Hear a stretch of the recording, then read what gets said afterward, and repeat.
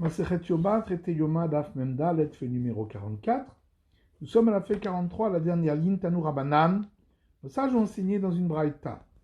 Bechol Adam, lo yiyeh be'ohen moed, et tout homme ne se trouvera pas dans la tente d'assignation, jour de Kippour, lorsque le grand prêtre vient faire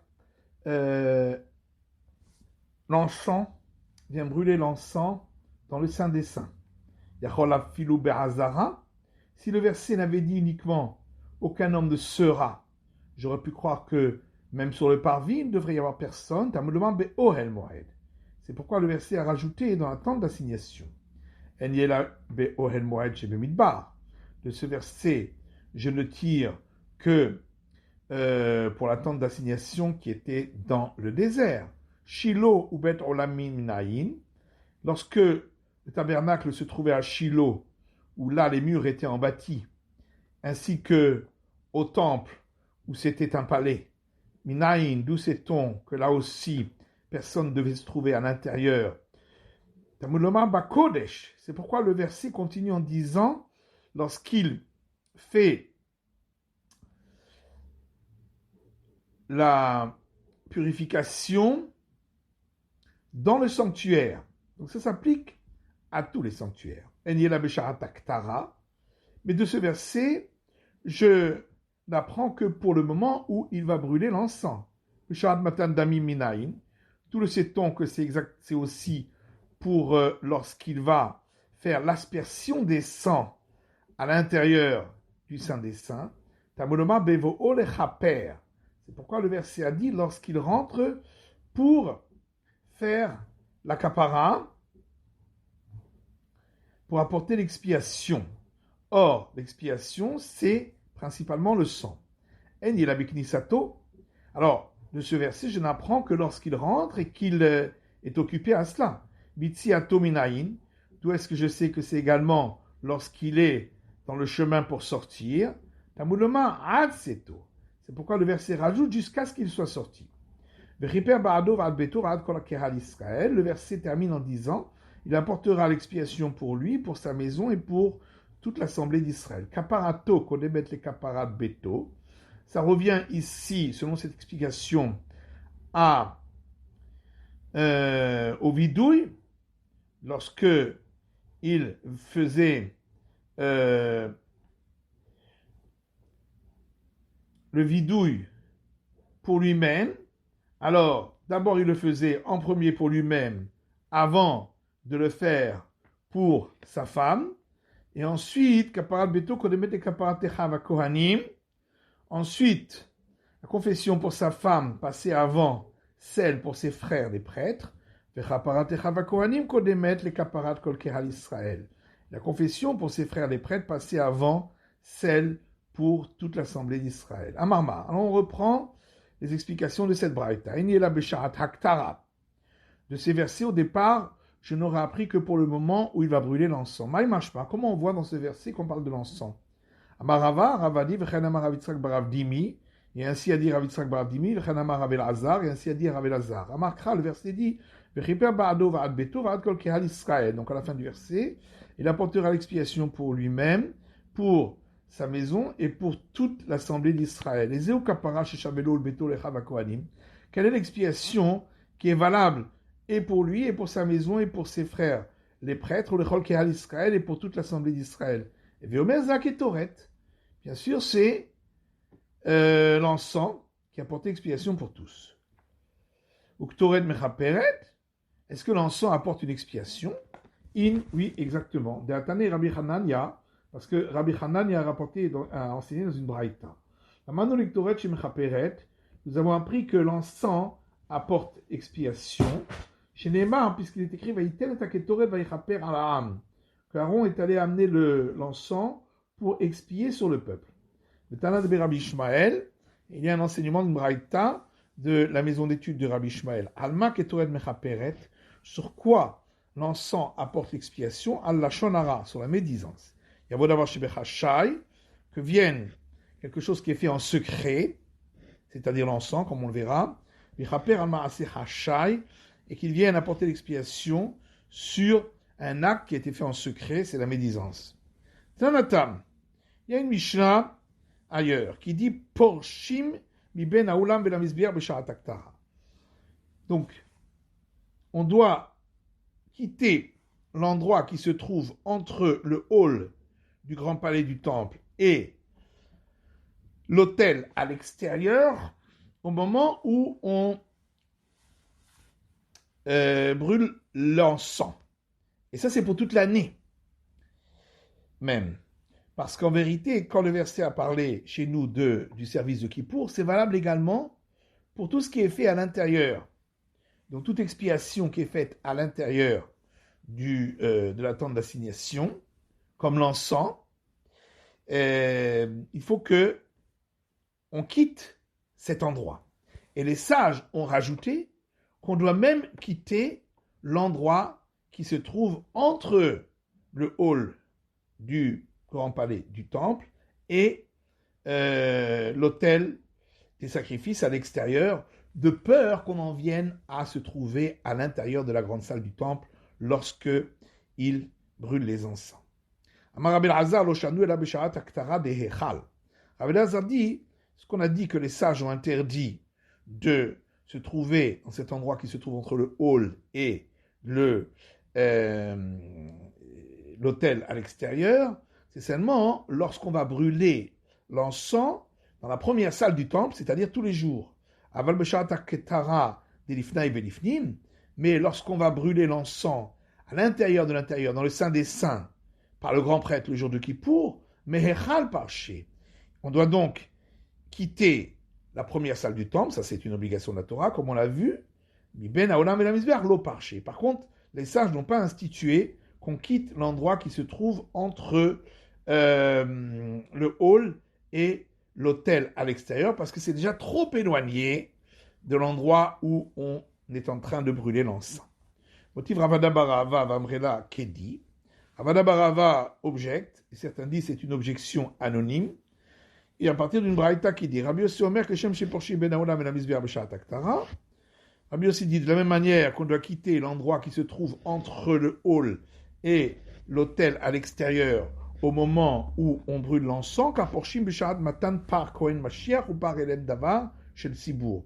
De même, on doit quitter cet endroit au moment où on asperge le sang du taureau apporté par le pontife oint lorsqu'il a fait une faute, ainsi que le sang du taureau lorsque tout le public a fauté à cause d'une erreur d'enseignement du Sanhédrin, ou Seiré Avodat Kochavim, et pour l'aspersion du sang des boucs lorsque tout le public s'est adonné à l'idolâtrie à cause d'un mauvais enseignement du Sanhédrin.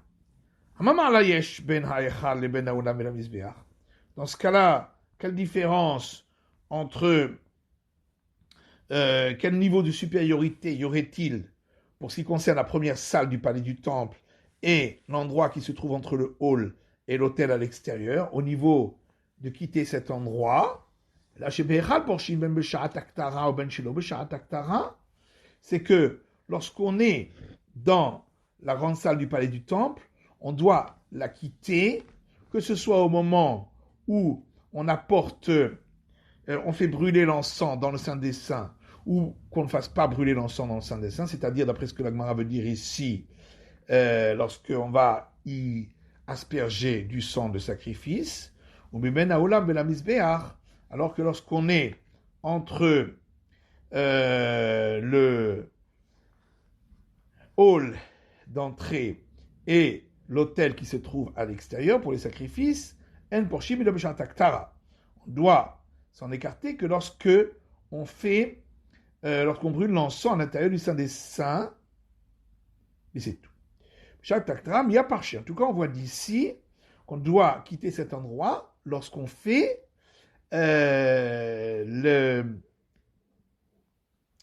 lorsqu'on fait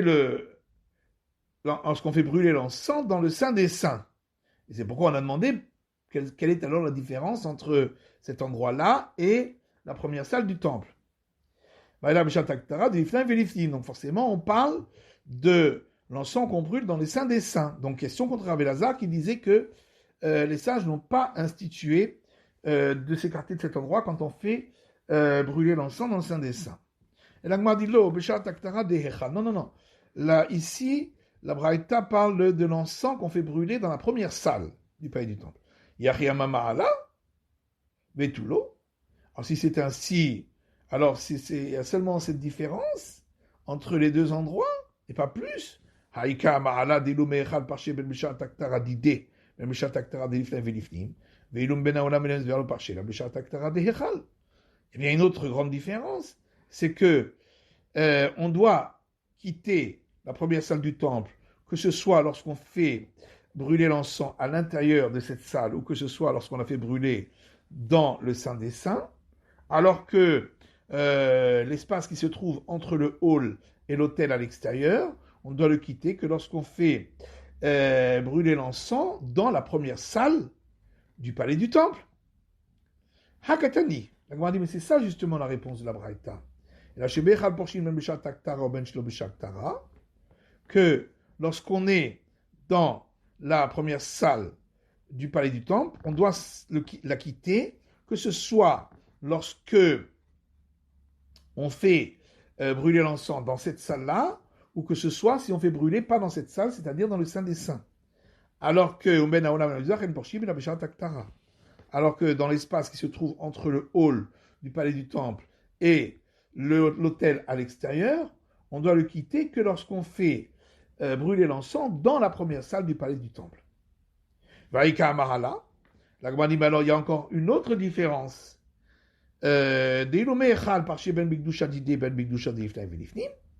C'est que on doit quitter la première salle du palais du temple, que ce soit lorsque on asperge les sangs dans cette salle-là, ou lorsqu'on asperge les sangs dans le Saint des Saints, alors que dans l'espace entre la grande salle, entre le hall et l'autel à l'extérieur, on ne doit quitter cet endroit que lorsqu'on fait asperger le sang dans la première salle du palais du temple. Amarava Shem Prisha Achati. Alors Rava dit effectivement, c'est les mêmes règles ici, de toute façon, concernant quitter l'endroit. C'est pourquoi on a rapporté pour ce qui concerne l'encens, mais c'est exactement la même chose pour ce qui concerne asperger les sangs. Amar Markar Porshim Shad Matan par Kohen Mashiach ou par Elen Davar Shet Tzibur ou Seir Vedat Kochavim. Donc on reprend la Braïta qui disait de même, on quitte, on doit quitter, comme demande la Torah, la première salle du palais du temple. Également, lorsque on apportait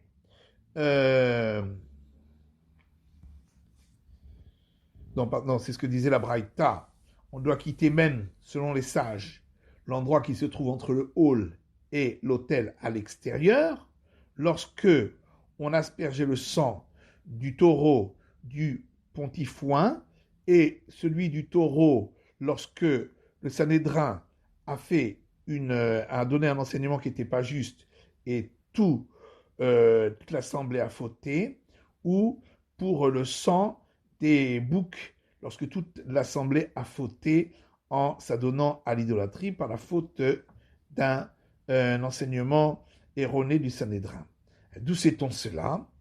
On apprend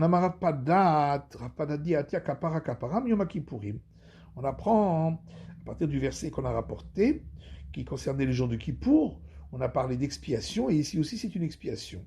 C'est pourquoi de la part de la Torah on doit sortir de la première salle du temple quand on l'a fait, et les sages ont aussi institué de sortir de l'espace entre le hall et l'autel extérieur. Ravacha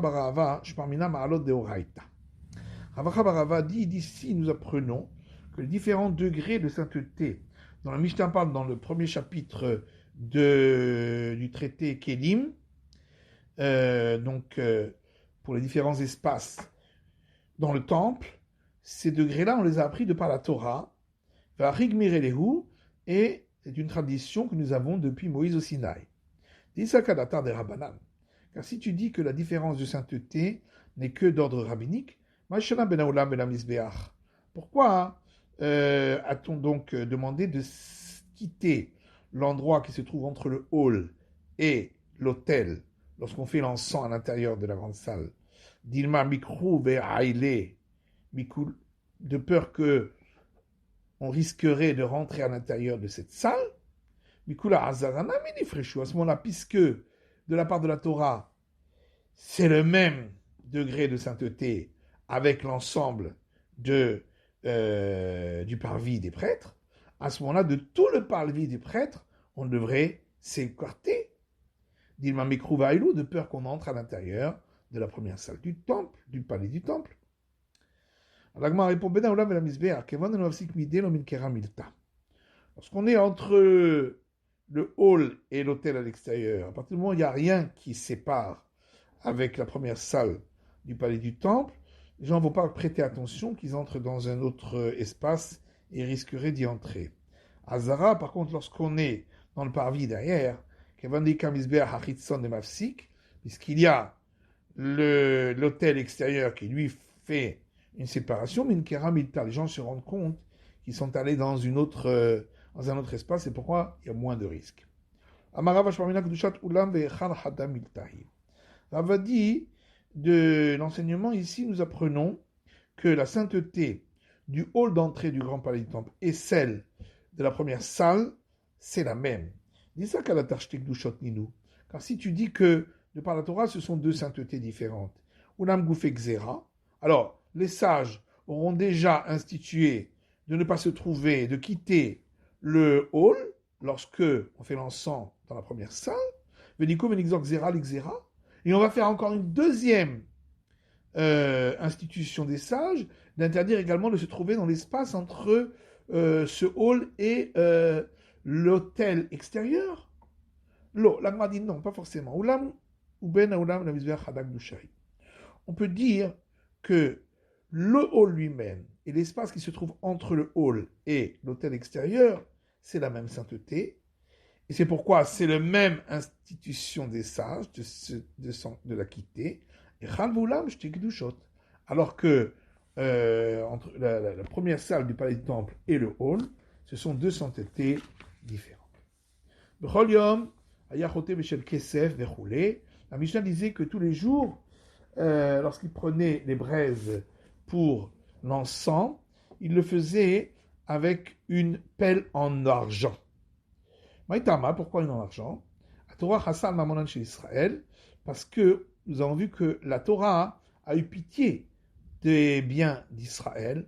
Or, lorsque on pioche avec la pelle, pour prendre des pelletés, ça use la pelle. Donc on préférait user une pelle en argent plutôt qu'une pelle en or, puisque ça fait une plus grande perte d'argent.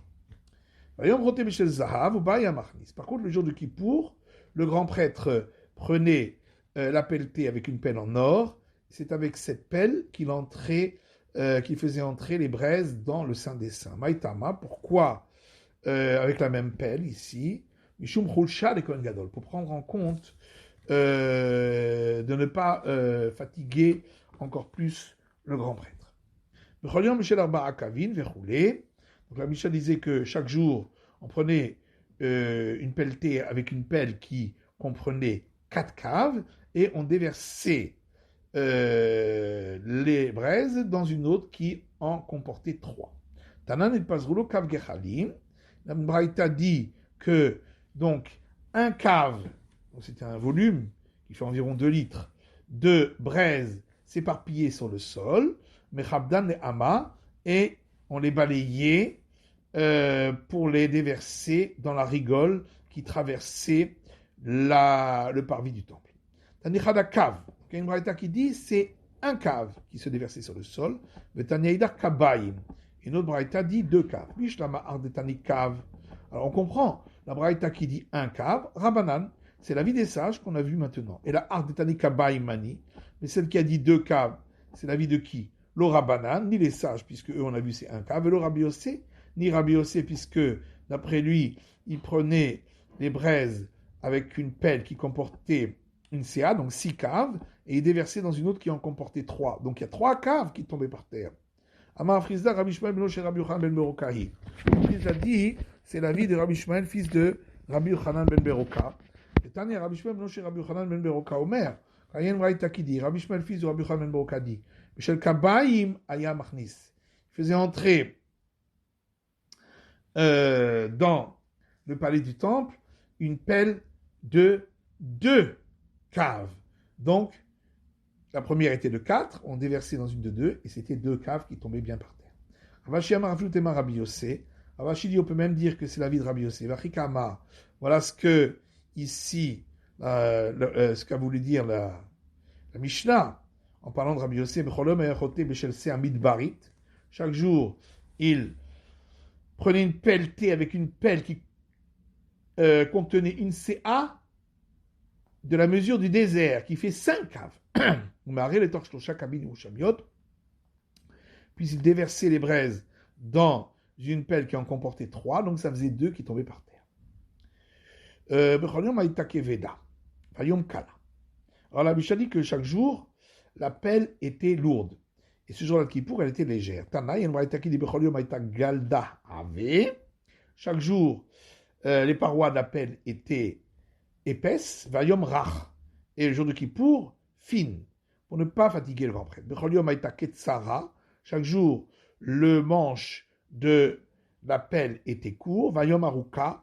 Et le jour de Kippour était long, Maïtama, pourquoi que afin qu'il remonte jusqu'en haut du bras et que le haut du bras du grand prêtre l'aide à porter cette pelle. Tana Becholiom lo ayale la niashtik, vayom ayala niashtik. Et une braïta qui dit, chaque jour, il n'y avait pas sur le manche de la pelle une petite bague. Mais ce jour-là de Kippour, il y avait une petite bague pour qu'elle teinte lorsque le grand prêtre entre dans le Saint des Saints pour entendre le bruit. Divrei Ben Assagan, c'est les paroles du fils du second dans la hiérarchie des prêtres. Chaque jour, l'or de la pelle était jaune, alors que le jour de Kippour c'était rouge. Amar Afrizda Shivra Zehavinhen. Afrizda dit il y a certaines sortes d'or, au fur et à mesure c'est de plus en plus précieux, un or de plus en plus précieux. Zahav, donc le premier c'est l'or. Zahav Tov, celui qui a l'or bon. Zahav Ophir, l'or de Ophir. Zahav Moufaz, l'or brillant. Zahav Shahout, l'or qu'on utilise pour faire des fils d'or. Zahav Sagour et l'or fermé. Zahav Parvaim et l'or de Parvaim. Zahav et Zahav Tov. Donc il y a d'abord l'or et l'or bon. Dirtiv comme il est écrit, ou Zahav Haaretzahi Tov. Et l'or de cet endroit était bon. Zahav Ophir, l'or de Ophir, d'Atim et Ophir. C'est un or qui venait d'un endroit qui s'appelait Ophir. Zahav Moufaz, l'or brillant, j'ai nommé les Paz, parce qu'il ressemblait à la brillance d'une perle. Zahav Shahout, l'or qu'on file, chez Nitve Kehout. C'est un or qui est suffisamment malléable pour en faire des fils d'or. Zahav Sagour, l'or fermé. Lorsqu'on ouvre le marché de cet or, tous les magasins qui vendent d'autres types d'or ferment leurs portes parce que tout le monde veut l'or dont le marché vient d'être ouvert. Zahav Parvaim, l'or de Parvaim, chez Domé les dames Haparim. Parvaim vient de Parim qui veut dire les taureaux parce que sa couleur ressemble à la couleur du sang des taureaux. Ravashi Amar Hamishaen. Ravashi lui dit, il y a 5 sortes d'or, c'est les 5 derniers types dont on a parlé. Pour chacun de ces types, il y a 2 qualités, l'or et l'or bon. Tanya Namiachi. Alors il y a une braïta qui reprend ce qu'on avait dit avant. Chaque jour, l'or de la pelle était jaune. Vayom Adom, jour de Kippour rouge. Vaynu Zehav Parvaim, c'est ce qu'on appelle l'or de Parvaim, chez Domé les dames Aparim, dont la couleur ressemble à la couleur du sang des taureaux. C'est la fin de l'étude de la feuille numéro 44 d'Af Memdalet.